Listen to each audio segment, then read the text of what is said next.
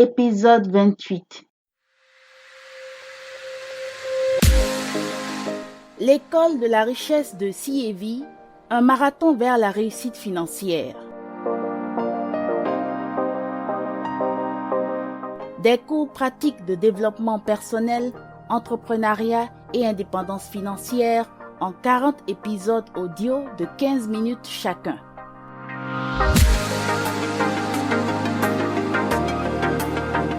L'école de la richesse de CEV, une production de CEV Consulting, présentée par Eliane Dakpogan, consultante en langue et communication.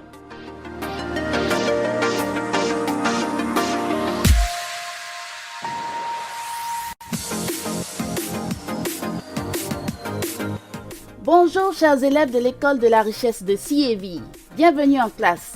La vente est la compétence essentielle et indispensable pour accéder à l'indépendance financière. Mais on a du mal à le croire parce qu'il y a deux constats majeurs. D'une part, beaucoup ne gagnent pas bien leur vie dans cette activité. D'autre part, beaucoup détestent tout simplement la vente. Peut-être que ces derniers détestent la vente parce qu'ils voient beaucoup échouer dans cette activité. Et peut-être que les autres échouent dans la vente parce qu'en fait, ils ne savent eux-mêmes pas vendre et ils ne s'en rendent pas compte. C'est peut-être cette image péjorative de la vente, très souvent véhiculée, qui empêche de profiter de son véritable pouvoir. Ici, nous sommes à l'école et nous voulons apprendre et comprendre. Alors, quelle est la meilleure façon de vendre pour conclure effectivement des ventes? Écoutons pour commencer cette histoire de professeur Myron Golden. J'étais probablement le pire des vendeurs de toute l'histoire mondiale. S'il y avait un livre de record Guinness pour les gens ayant passé une longue période dans la vente sans être capable de vendre quoi que ce soit du tout, j'aurais probablement gagné ce prix et je l'aurais conservé jusqu'à ce jour. J'ai débuté dans le business de l'assurance, le business des services financiers, en octobre 1985. Ok? Je n'ai pas fait la moindre vente jusqu'en avril 1987. Je faisais des présentations, je parlais aux gens, je présentais à des amis, je présentais à la famille, je présentais à des inconnus, je frappais aux portes des gens, je parlais aux gens que je rencontrais. Et ça m'a pris littéralement 18 mois pour conclure ma première vente et mon premier chèque était de 125,66 $. Donc j'étais terrible. Mais cela a abouti à quelque chose de vraiment formidable. Je suis très bon en vente maintenant. J'ai fait des millions de ventes. J'ai fait des millions de dollars de ventes sur scène en moins d'une heure. Donc, je suis un très bon vendeur. Mais vu mes débuts, il y a donc de l'espoir pour tout le monde. Vous n'avez pas besoin d'être bon pour débuter dans la vente. Mais vous devez débuter pour devenir bon. Et j'ai débuté, mais débuter, ce n'est pas suffisant. Mais la deuxième chose à faire, c'est persévérer durant l'apprentissage. Ma période d'apprentissage a duré 18 mois. Et vous voyez, beaucoup de personnes pensent que la vente, c'est un talent. Ils pensent que ceux qui savent vendre sont ceux qui ont reçu un don, que ce sont de beaux parleurs. Mais j'ai découvert que ceux qui sont de bons vendeurs sont ceux qui ont le don d'écouter et ceux qui savent se taire. Donc, professeur, si les gens échouent et continuent d'échouer en tant que vendeurs, c'est parce qu'ils ne savent pas écouter et ne savent pas se taire. Qu'est-ce que ça veut dire? Quand il s'agit d'apporter de la valeur, il y a certains problèmes et certains défis que j'observe. Les gens vont sur le marché, ils essaient de vendre, ils n'arrivent pas. Voici ce que j'ai découvert. La raison pour laquelle ils ont du mal à vendre est à deux volets. Soit ils vont sur le marché dans le but de recevoir de la valeur au lieu de donner de la valeur, ou ils vont sur le marché dans le but de donner leur propre perception de ce qui a de la valeur au lieu de donner ce que le marché lui-même perçoit comme ayant de la valeur. J'aime partager ce concept avec les gens. Quand vous pensez à votre business, ne donnez pas votre point de vue, mais prenez le point de vue du marché. Pourquoi les gens ont du mal dans leur présentation? Ceux qui sont dans la vente et qui ont quelque chose à vendre sur Internet par exemple. Ils ont créé une annonce et elle ne fait pas de clients. Je peux vous dire et presque vous garantir, la première raison pour laquelle l'annonce ou l'offre ne convertit pas de clients par-dessus tout, la première raison pour laquelle les messages de vente ne convertissent pas, c'est parce qu'ils sont égoïstes. Et ce que j'entends par égoïste, vous vous mettez à parler à vos clients potentiels de vous-même.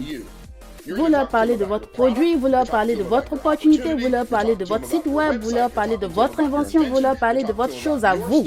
Mais ils ne se soucient pas de vous, ils se soucient uniquement d'eux-mêmes. La plus grande qualité d'un vendeur à succès de haut niveau, la qualité la plus importante selon moi pour un vendeur à succès de haut niveau, c'est un niveau élevé d'empathie. Vous devez être capable de ressentir au même moment ce que les autres ressentent. Alors, professeur, qu'est-ce qu'on fait pour prendre le point de vue du marché et pour avoir ce niveau élevé d'empathie? En d'autres mots, mettez-vous à leur place et pensez, si j'étais cette personne, qu'est-ce que je voudrais avoir? Et quand vous avez cette réponse, vous savez maintenant quel message communiquer pour dire au marché, j'ai votre solution, j'ai votre résultat, j'ai la valeur que vous voulez sous la forme de ce résultat. Et je vais vous le donner en échange d'un peu de votre argent. Et les gens déverseront littéralement de l'argent sur vous si rapidement. En fait, peu importe le secteur du marché où vous êtes, tout le monde recherche un résultat. Les docteurs cherchent un résultat, les agents d'assurance cherchent un résultat, les vendeurs de voitures cherchent un résultat, les pompiers cherchent un résultat. Les enseignants et les conseillers financiers, les tondeurs, les mécaniciens, tout le monde. Les photographes, les vidéastes, tout le monde sur le marché recherche un résultat. Et quand vous avez le résultat que les autres veulent, c'est avec joie qu'ils vous paieront pour ce résultat. Comprenez ce principe. Quand la valeur est largement supérieure au prix, les gens achètent toujours. Quand la valeur est largement supérieure au prix, les gens achètent toujours. En d'autres mots, donnez toujours au-delà de la valeur et quand vous le faites, les gens achèteront toujours chez vous. Tout ce que vous avez à faire, c'est de communiquer le message de façon claire et succincte. Et vous serez vous-même ravi d'avoir créé de la valeur et de l'avoir communiqué sur le marché. Vous devez donc apprendre à vendre. Vous pouvez faire autre chose comme écrire des livres, c'est une très bonne façon de communiquer. Mais vous devez savoir bien communiquer le message qui permet de vendre ce livre afin qu'il devienne un best-seller. Et je suis sûre que si vous apprenez à vendre comme moi-même j'ai appris à vendre, vous pouvez gagner des centaines de milliers de dollars par an et vivre le style de vie que vous méritez et que vous désirez. Mais pour y arriver, vous devez devenir un bon vendeur.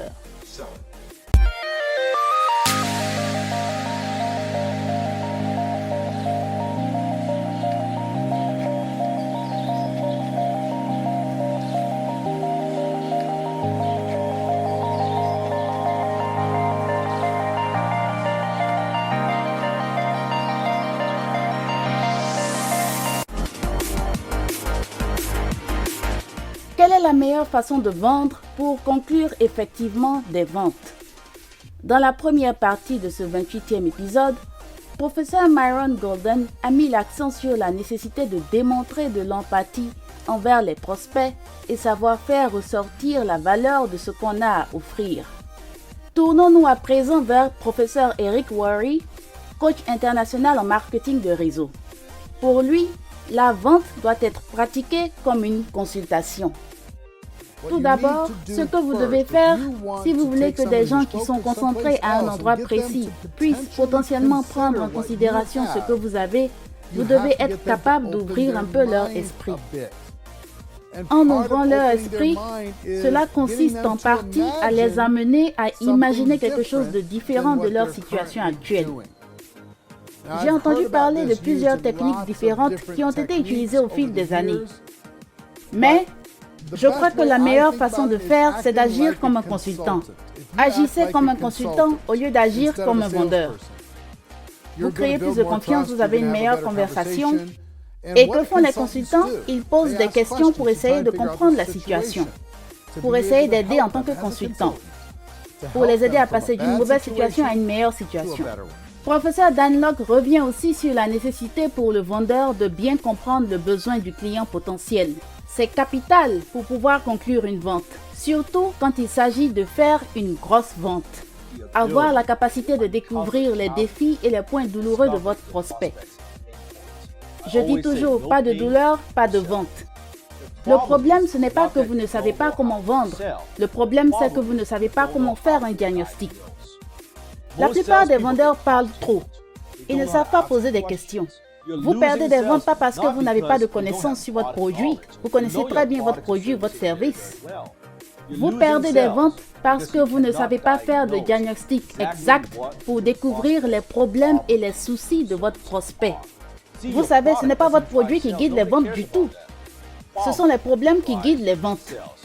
Pour être capable de motiver, inspirer et édifier vos prospects pour qu'ils achètent à l'instant, vous devez être capable de comprendre et faire le diagnostic exact de leurs problèmes. Vous comprenez?